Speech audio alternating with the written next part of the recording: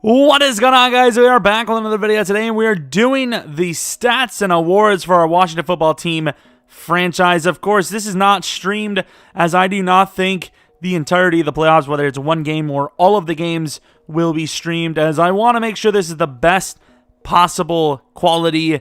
And not only just that, but in case there's some balancing issues, I want to be able to make sure that we don't win too easily or lose because it's physically impossible. So got to make sure the all that's balanced. So, of course, we have to at least advance there. This is what the season looked like.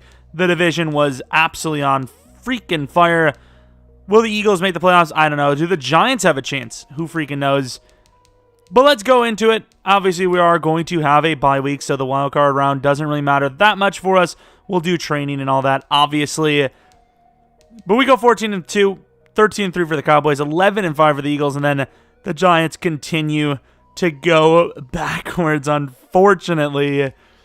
Of course, let's get that training in, and then we will get on to the stats portion. All right, so here are the stats. Of course, Titus Campbell benched for the final game to keep him healthy, which he obviously is. Ends at exactly 5,000 yards, which is insane.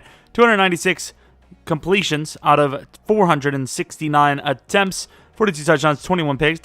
Picks are a little high. Completion percentage is definitely pretty solid. 333.3. That's some devil stuff. Passer rating of 110.2. Of course, the backup Seth Robinson had himself a pretty damn good season considering, he didn't really get to play much. Yards per attempt, 10.7, which is massive. 77 is the longest. Sacked 35 times. Played 838 downs. Looking at the rushing side of things now, Hubbard could not get that 10 touchdown, but still a really good season at 1239 for yards, 9 touchdowns, 5.1 yards per carry. Titus Campbell, I mean, if he is an MVP, I don't know who is, because 56 touchdowns, or no, not 56 touchdowns, 48 touchdowns, 5,500 yards. Absolutely insane stuff. Gibson just got cucked by us, honestly. 3 receivers at 1,000 plus, almost a fourth with Sims. Carter couldn't get to 10 touchdowns, but Ross, not an X Factor already? Because he's about to be one. Julian Kelly, of course, not an X Factor, not a superstar, but he definitely should be one. Maybe Carter gets a superstar, I don't know. O-line didn't play that badly, considering we'd like to roll out, get crazy. Defensively, 135 tackles for Luke Green, 98 for Neal, so only one guy over 100. Sack totals, Jonathan Allen, not bad, 8.5 is nice. Sweat, 8. And Chase Young with a measly 3.5 sacks.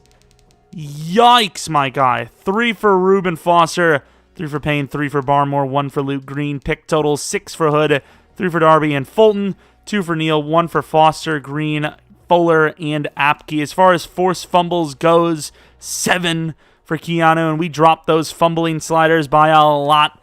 Montez Sweat forced 4, 2 for Fuller, 1 for Hood and Allen. As far as touchdowns go, 2 for Neal, 2 for Fulton, 1 for Hood, Darby, and Green. Kicking, Matt Gay, what was he like? Missed 6 out of 28 kicks, which isn't terrible.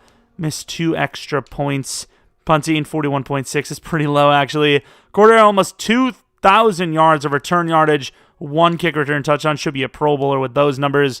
Now let's take a look at how the league fared in general for all of the stats. So the number 1 guy for yards is obviously Titus Campbell. Didn't expect anything but it. Touchdowns, Carson Wentz at number 1.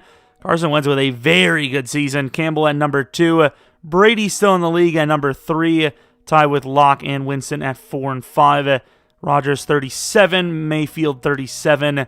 Nick Mullins is a starter for the Saints. 36 and 5. System quarterback Breeze. Most interceptions in the league was Campbell, but of course he slanged the ball like a moaf. And as far as the lowest that technically qualifies in my book, it's Cam Newton with only 5 interceptions. Rushing numbers now. 1,500 yards for Zeke, who has 12 touchdowns. Saquon Barkley with easily the better season, though. Better yards per carry with more touchdowns. Kareem Hunt, better yards per carry, but less touchdowns. I think it's pretty safe to say that Saquon was the best running back in the league. As far as yards per carry go, obviously Campbell doesn't really count, but Josh Jacobs kind of in a league of his own here with almost 1,300 yards at 6.4 yards per carry, which is really, really, really solid. Touchdown Saquon with 16, like I said. So Yeah, Saquon was easily the best running back. And hey, speaking of best receivers, we got a couple of guys on the list. As Kelly's at number 3, Justin Ross is at number 1. That yards per carry catch is pretty damn solid. Adams kind of low on that list, ironically enough. 15 touchdowns might be the most in the league. It is at 15. And of course, a couple of other guys at double digits themselves. But Julian Kelly at number 3 is impressive. The most yards per catch is Justin Ross by a mile, and he's the highest in the league. Forget about minimums. He had the highest over players that actually didn't even have a bunch of catches. So you could have had one guy with a 50-yarder, and there just wasn't any. He was the highest, as Leonard Fournette is still a Jacksonville Jaguar. Or actually, no, he went back to Jacksonville. The worst blocker of the league apparently was Mekhi Becton, and we're not really going to look at anything else there. Most tackles in the league was Connolly. Luke Green at number 2. That should easily get him to star, as he didn't even have a damn chance to get a breakout, which is really crazy. Sacks, Aaron Donald in a league of his own at 18.5. Absolutely crazy. Pick totals, TJ Hood led the league. Could he go to X Factor? That'd be absolutely insane. That'd be ridiculous. Most forced fumbles, obviously, Neal. Not even a question about it. Most touchdowns. There's a couple of guys with 2, actually. As far as the most completed kicks for, success, Matt Gay gets them, but percentage-wise, he obviously isn't on that list. Punting, I would assume our guy is way below league average, and he is. Kick return yardage, Cordero over double the next guy. As far as touchdowns, the only guy with a kick return touchdown in the league. And for punt returns, 2 punt return touchdowns. Now for the moment of truth. Let's take a look at our yards and stuff, actually. Number 1 in yardage. 30th in defensive yardage. That's a little bit of a yikes. At least we weren't dead last. Number 1 for scoring. And then points allowed at number 27. Which is obviously very, very rough. But here it is. The moment of truth. The MVP of the league. Titus Campbell himself. Absolutely deserved. Obviously went at number 2, as I expected. Newton at number 3. Rodgers at 5. Watson at 4. Tannehill at 6. Mullins at 8. Brady at 7. Drew Lock at 9. And then Wilson at 10. I know I threw you for a loop there. Coach of the year, of course, goes to Ron Rivera. And there's a bunch of other names we just don't care about. As far as the NFC side, another award win. Titus Campbell gets Offensive Player of the Year. Defensive Player of the Year, were we even on the list? It doesn't appear so. Rookie of the Year, obviously Campbell, Kelly, and Carter coming in 2nd and 3rd. Defensive Rookie of the Year, Hood, makes a lot of sense. Those picks were insane. He was very good for us. Best QB does not go to Campbell, though, which is kind of expected because his rushing numbers were very impressive. So you can show how close we were to not winning MVP. Division rival Carson Wentz gets it. Hubbard at number 4. So if one of these 3 can make the Super Bowl, he gets the Pro Bowl. Hopefully he doesn't, though, because I want to make the Super Bowl ourselves. Ross at number 1, Carter at number 7. Of course, Julian Kelly as a tight end doesn't count as a wide receiver, unfortunately. We had 2 offensive linemen, which is nice. D-line, no. Linebacker, number nothing, really. I thought Luke Green with those tackles would have been up there. He's not. Best DB in the league, rookie TJ Hood. And then Keanu Neal at number 10. Our kicker, not on the list, surprisingly. And let's see if we have a bunch of upgrades or not. Maybe the quarterback gets some of his points early. I have no idea. And it appears we have a couple. First things first, though. Let's advance and see who we have to play.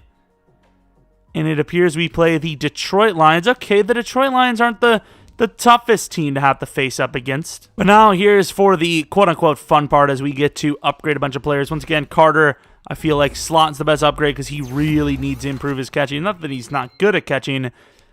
I will also take a speed improvement. 97 speed. Oh, that's beautiful stuff. Now we move on to Julian Kelly, who obviously vertical threat cannot get his scheme fit. Does go up in overall, though, so this should be decent. And it is with 4 catching traffic, which is one of the biggest things a tight end could ever ask for. Short route, not bad. Spec catch, not bad. Trucking, I will definitely take. Nice. 83 catching traffic now. That is very solid. Seth Robinson gets to a 70 overall. You never know when he needs to come in. He gets a deep and a throw under pressure upgrade. Kind of a meh. The man Ross, who's basically max at this point. I feel like physical. Well, I didn't want to go slot. I wanted to go physical. I feel like physical might be the best to try and get like juke ability stuff, like juke move or trucking or whatnot. Trucking doesn't really matter, I guess. Stiff arm or something, because he's already very, very talented. As far as Chuba Hubbard goes, you know, once again, very talented guy. Elusiveness isn't as good as you would think, because that juke and spin, not very high. 2 juke, 1 spin. Gets him to 89 juke, 86 spin move. Not half bad. Not half bad. Mike McGlinchey, who's a 91 overall. Lacking a little bit in the pass block department, so we're going to go with a pass protector. Still a 91. The morale just kind of changes and all that, which is weird. Kind of a meh upgrade, as you would expect. Campbell only has 1 upgrade, which means that he has not received all of his XP, unfortunately. Duron Payne. Decent power move. Run defense is really important. So 89 overall now for Duron Payne. Gets a speed with 3 block shed. That is a very, very good upgrade. Sims with an upgrade. We shall. What's the short route? We need short route. I guess route runner. Gonna go route runner. Does not go up in overall. And was there a good reason? Not really. I thought, you know, that was a pretty decent upgrade, actually. Luke Green, who once again should be star development traits when this season is over. I think should go for run stopper. Loses his scheme fit, but obviously well worth it. And, well, maybe not well worth it, but definitely the biggest need. We got to get that block shed up. TJ Hood with 2 upgrades. Needs zone more than man, so we're going to go with zone. Gets himself 2 agility, actually. That's really, really good, especially with his agility only being 87 before then. Now go man-to-man. Stays at an 78 overall. And I mean, another agility, 2-man coverage. It's not a bad, you know, he's same man and zone coverage. Christian Barmore, I would definitely like to get his power move up, but keep that scheme fit and go for the block shed is probably the best idea. Even though we got nothing for it, it's kind of just an upgrade that any of the archetypes could have gotten us. And then Titus Campbell, Scrambler and all that was working, but clearly we need to go for deep throwing ability, which he only gets 2 under pressure and 1 deep accuracy, which is kind of a meh. As far as these guys go, these guys are backups, so it doesn't really matter. But next week, or next episode, I suppose, we are going to be going up against the Detroit Lions while we're at home. Of course, they did have to beat someone to get here. Let's actually take a look at who they maybe had to beat. And that would be the Saints. Okay, Nick Mullins is a low overall, but he did have a very, very good season. Didn't play great here. Stafford still in Detroit. Kerryon Johnson, the starter, apparently. TJ Hawkinson. Okay, I mean, doesn't look like the Lions got too much better, but they're here at 8-8, so let's show them that it's a fluke season. Regardless, thanks for watching. Hopefully you guys enjoyed. If you did, maybe leave a like. Subscribe if you're new. Follow me on Twitter, Jeromepkr. Second channel, PK Plays. And then, once again, twitch.tv/Jeromepkr. We will be streaming tonight at around 10 p.m. Central Standard Time. Most likely London Bulldogs. And then either Zombies or Cyberpunk, more than likely. And also, like I said with the second channel, probably will be an upload on that channel. Hopefully I can get this this video file found and then uploaded. But anyways, thanks for watching. Hopefully you can win this game. At least win the first game, right? But hopefully you come back for next video. But until next video, see ya!